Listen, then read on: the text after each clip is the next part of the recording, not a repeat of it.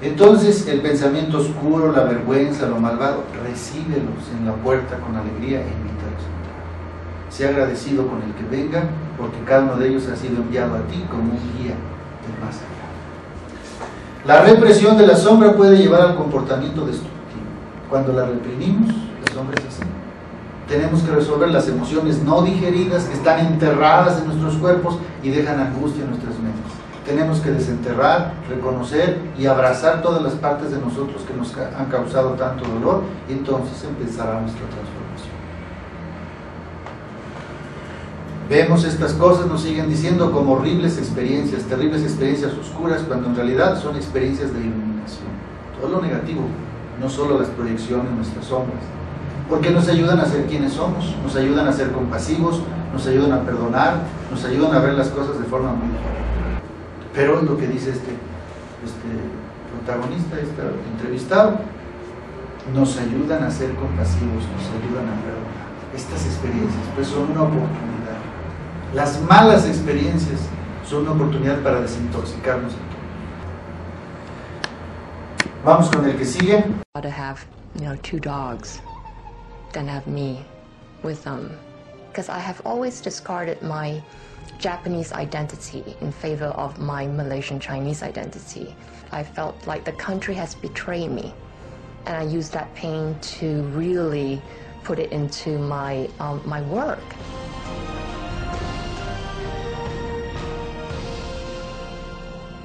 I heard the project was in trouble in Japan, and I volunteered to go to Japan to fix this problem because I know that I could do it. That one day I stepped into Tokyo, and I just felt that this is where I need to be to really discover and explore the Japanese half of me. In less than 3 years, I created a business from $40 million to over $200 million in a country dominated by men. Never heard of a half Japanese, half Chinese woman being a business leader in a big US telecom world. So I couldn't be the leader I am today without going through the emotions and the pain that I went through my whole life. If we look deeper, we will see that we all have a divine recipe.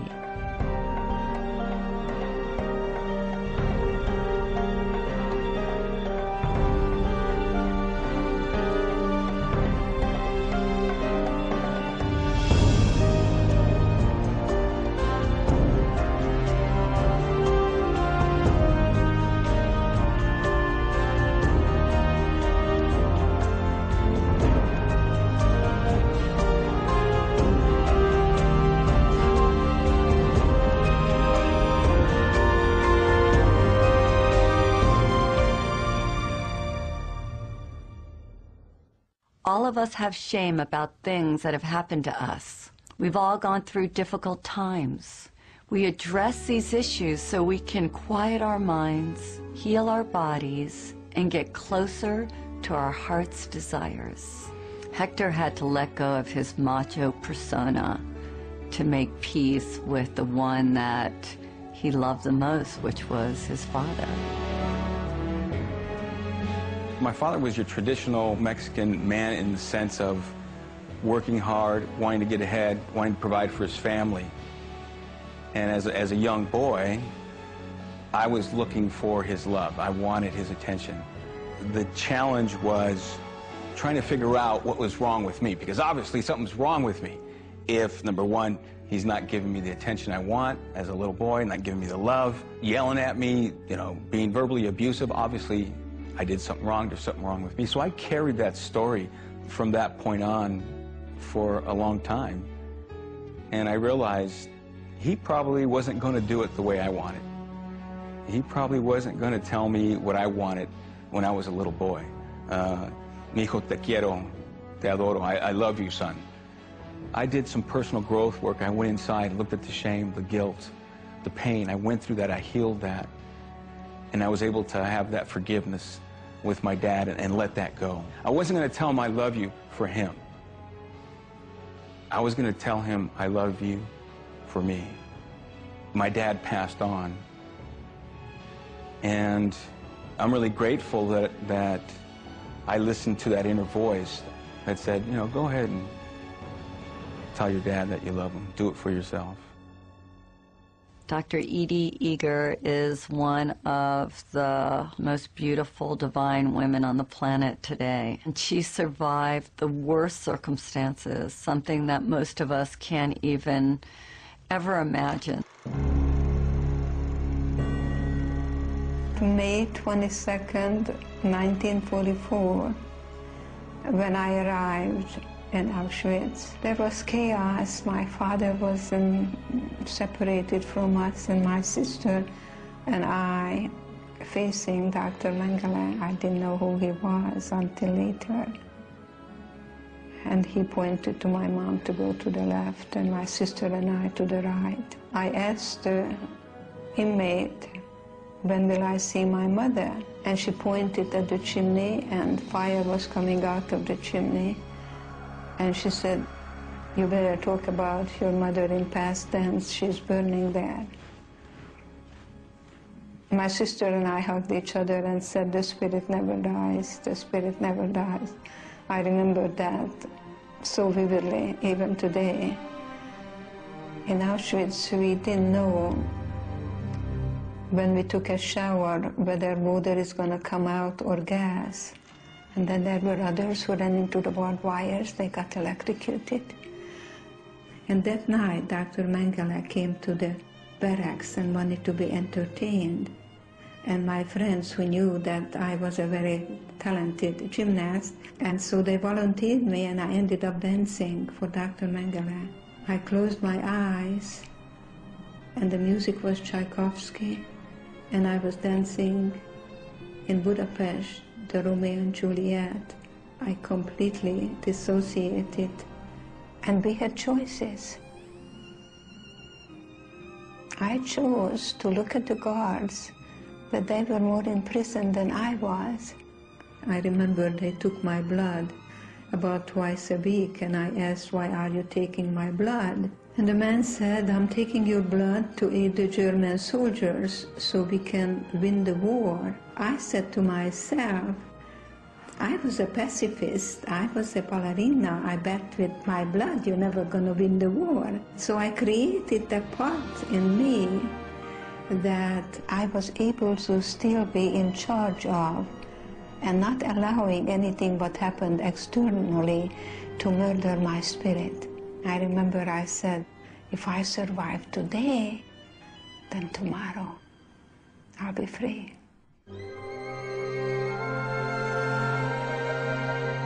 I remember when Marita came to the shadow process and everybody was looking for the negative qualities they needed to embrace. Marita couldn't even say hers, and I kept asking, what is so horrible that you can't even say it? And she said, because of my background, mine is that I'm a Nazi. I was born in Germany in 1955, 10 years after the war. I found out when I was 11 or 12 what my country had done. This is a subject we never talked about. My grandfather wouldn't tell me about his experience. My mother wants nothing to do with this. I'm not the only German that holds this and lives this and hides this. And I found many ways to sabotage myself from ever tasting power or success, because you know, Hitler was successful to coming to power, and that power was horribly abused. I didn't interact with any Germans at all. I stayed away from them, and I did not want to interact with any Jewish person because I didn't want to cause any more pain, and I was ashamed.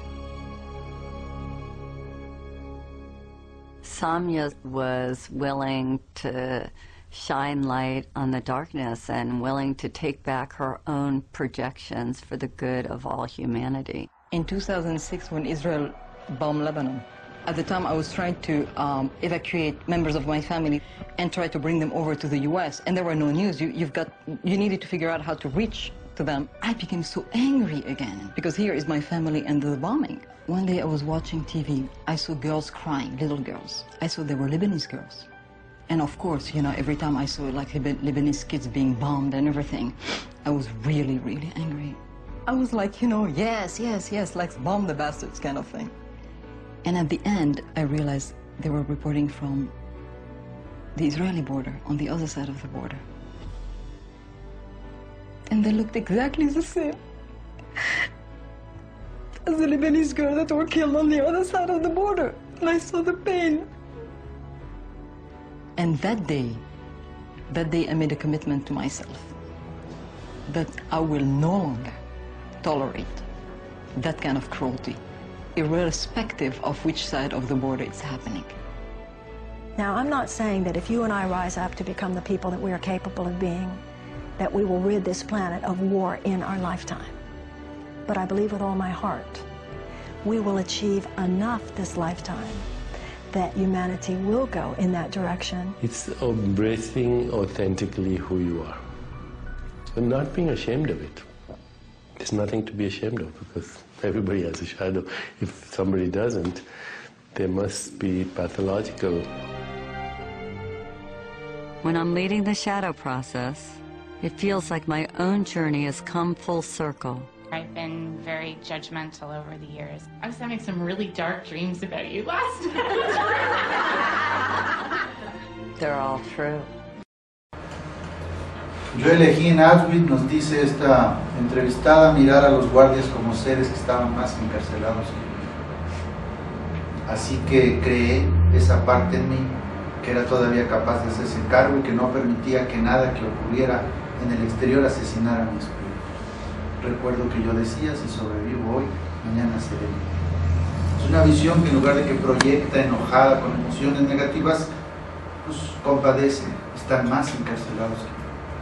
La egocéntrica o la abusiva o lo que sea que a mí me toquen emocionalmente y irlo convirtiendo en comprensión de mí mismo para luego tener compasión de mí y de las otras personas.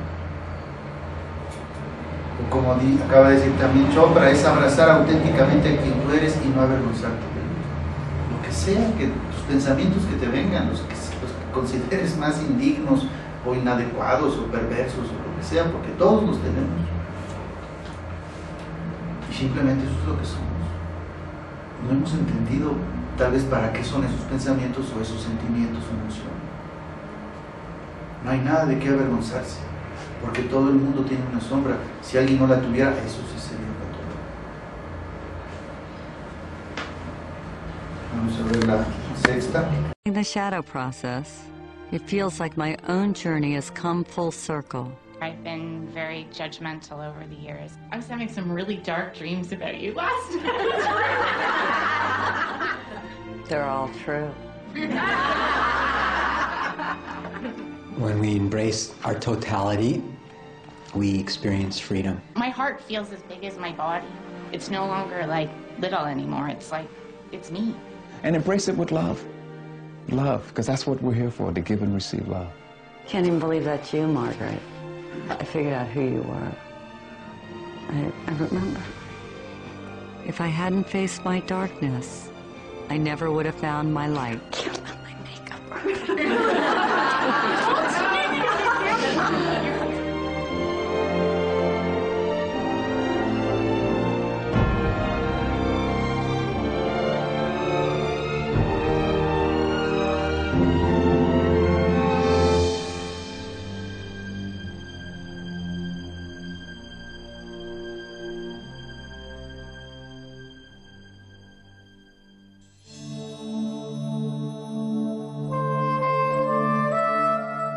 Our deepest fear is not that we're inadequate. Our deepest fear is that we are powerful beyond measure. It's our light, not our darkness, that most frightens us. We ask ourselves, who am I to be brilliant, gorgeous, talented, and fabulous? But actually, who are you not to be? You are a child of God. Your playing small doesn't serve the world. There's nothing enlightened about shrinking so that other people won't feel insecure around you. We are all meant to shine, as children do. We were born to make manifest the glory of God that is within us. It's not just in some of us, it's in everyone. And as we let our own light shine, we unconsciously give other people permission to do the same. As we are liberated from our own fear, our presence automatically liberates others.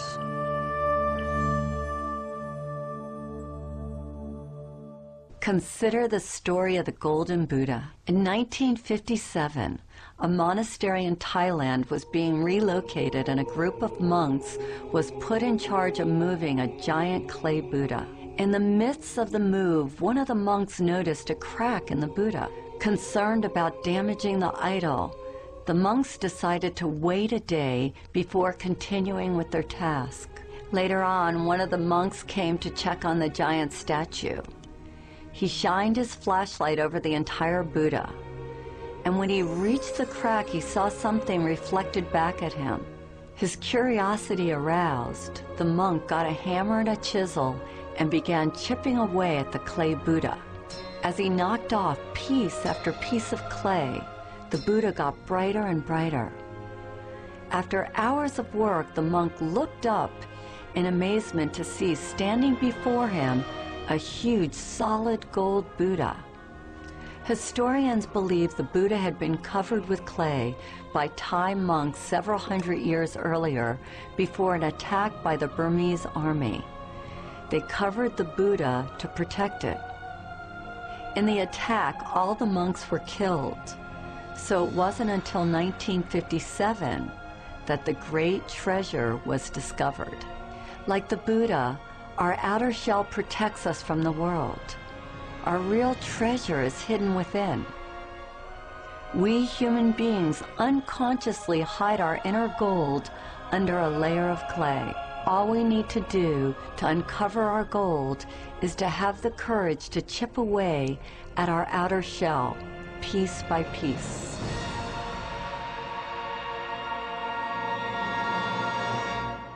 You can't fight darkness with darkness, but you can switch on the light. All of the work we do on the shadow is to get us to this point where we can forgive. To do forgiveness, we put blindfolds on to make it safe for people to share their deepest secrets.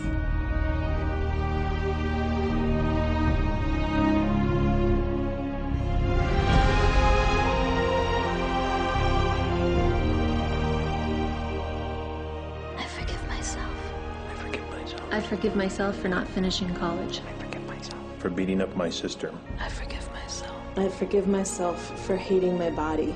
For screaming at my kids. For not laughing enough. Or for thinking I'm a stupid, incompetent asshole. For stealing from my first boss.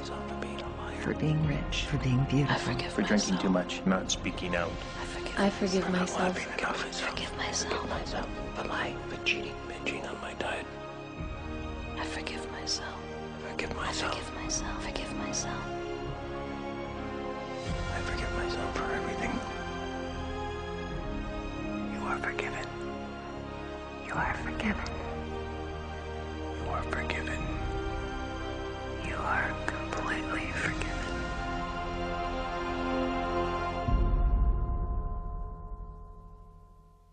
I think a lot of people are very afraid of their shadow.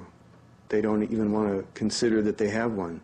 Brent is one of the holiest men that I know, and he is so spiritually evolved because he uses the pain of his past to be the greatest expression of himself today. This story really began for me when I was 9 years old, and I was attending a summer camp that was managed by an order of religious men. During that summer, I was molested by one of the religious men.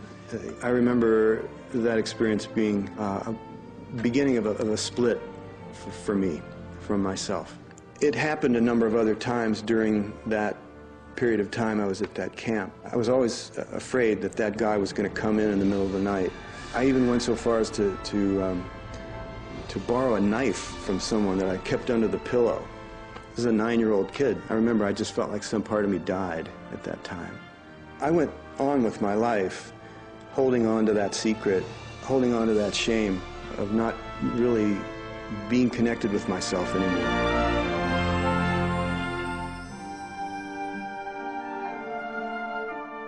The difference between forgiving and condoning. Forgiving is seeing the true heart of another person. It's beyond all the action. In holding anybody to blame, we limit our own love.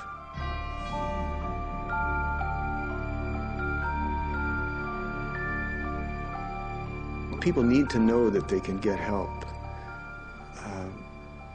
that they don't have to carry their shame alone, that they don't have to live in a secret, and that there are people that are holding the light for them, that are willing to see them as they are, through the shadow. It's the only way to see yourself, is to look at the light and the darkness, and to embrace it. I use that analogy of being like a drowning person, where someone's holding your head underwater, and at some point you realize that you have to be the one that fights your way back to the surface.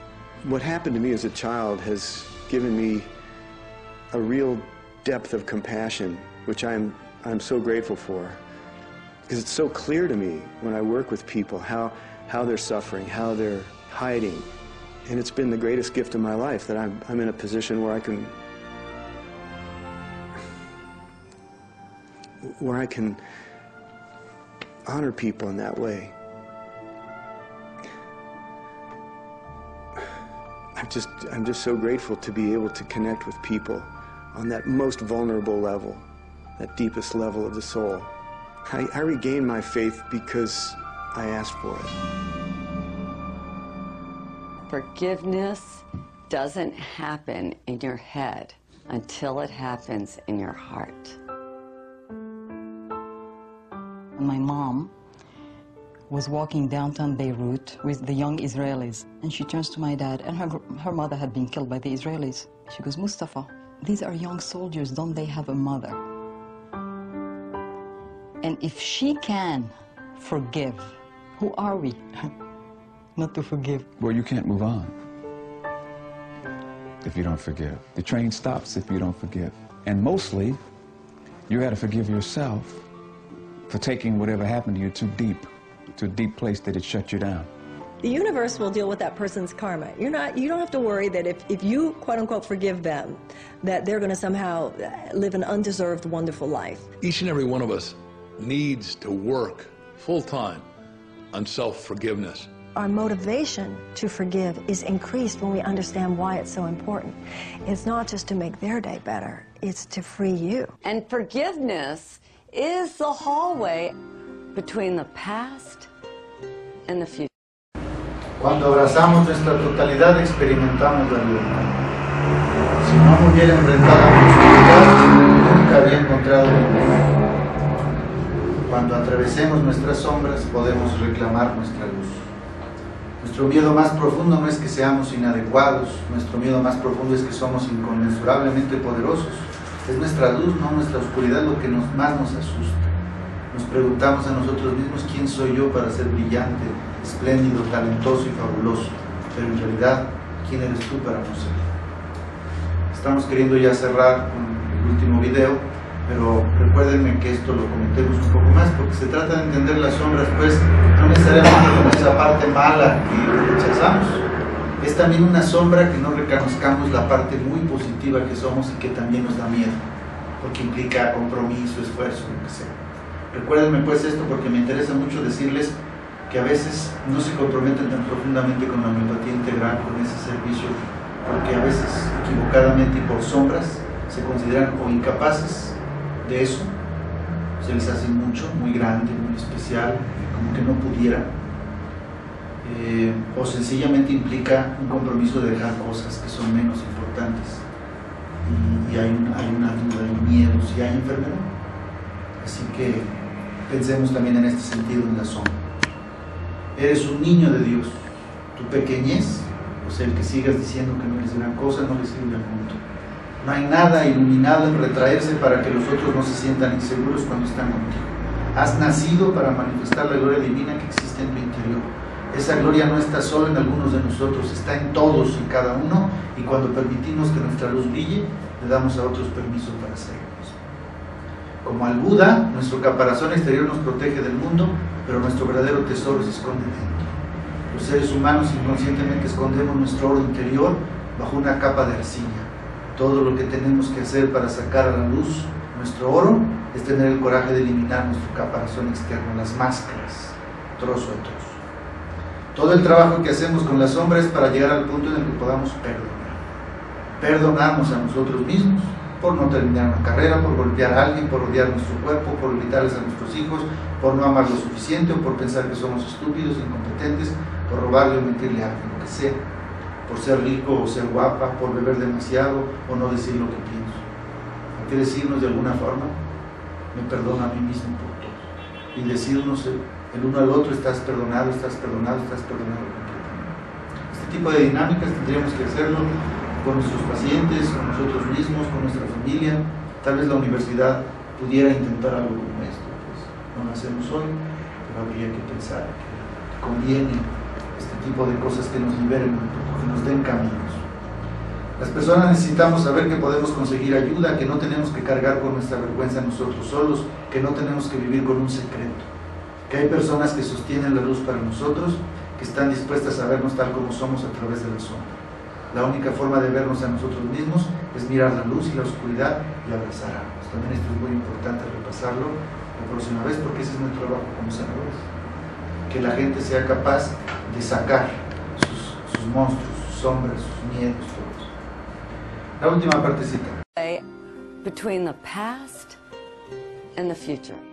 The future expression of who we are as a planet, as our country in America, depends on the people that grow up, that become the next presidents, that become the next politicians, economists. We want to make a difference. We want to somehow get it right, you know, to feel like we did, or at least we tried to do what we came here to do. That is the gold that is being mined today. But that's because the world is growing. We are entering a new age. That's what's going on. That's why we're talking about this. You are a force of love. You are made from love. And love is the most forceful energy you could ever have. Accept that energy. Accept who you are. Accept your inheritance, if you will. You're the total being of love, and don't waste a minute of it. I've come full circle, and this is the external of what was going on inside of me. It's how we are able to perceive everything in life as an opportunity for growth.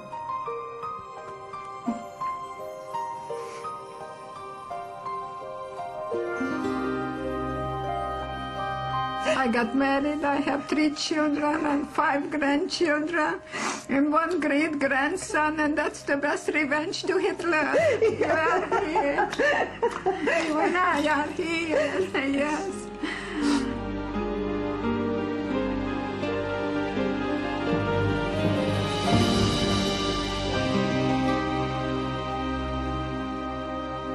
So if you want authentic peace of mind, creativity, kindness, compassion, joy, then you've got to understand your shadow and be okay with it. Celebrate it.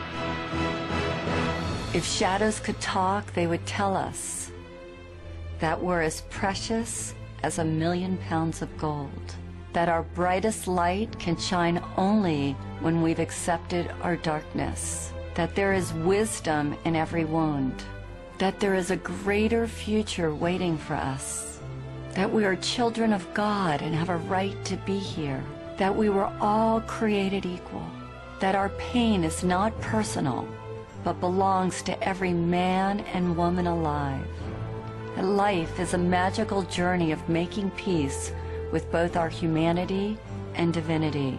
They would tell us that we deserve better, that we matter, that we are more than we ever dreamed possible, and that there's light at the end of the tunnel, that there is nobody in the world quite like you.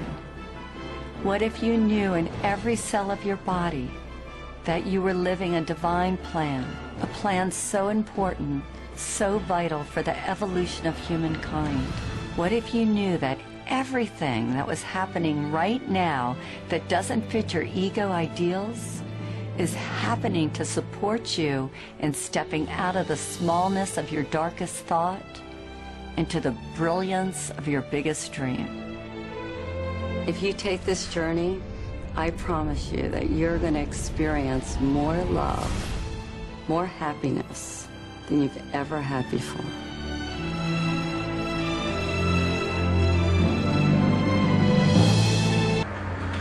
Así que si las sombras pudieran hablar, nos dirían que somos tan valiosos como 1.000.000 de libras de oro, que nuestra luz más brillante solo puede brillar cuando aceptamos nuestra oscuridad, que hay sabiduría en cada herida, que hay un futuro mejor esperándonos, que somos hijos de Dios y tenemos derecho a estar aquí, que todos fuimos creados iguales, que nuestro dolor no es personal, sino que pertenece a cada hombre y mujer vivos, y que la vida es un camino mágico logrando estar en paz con nuestra humanidad y con nuestra divinidad, polaridades.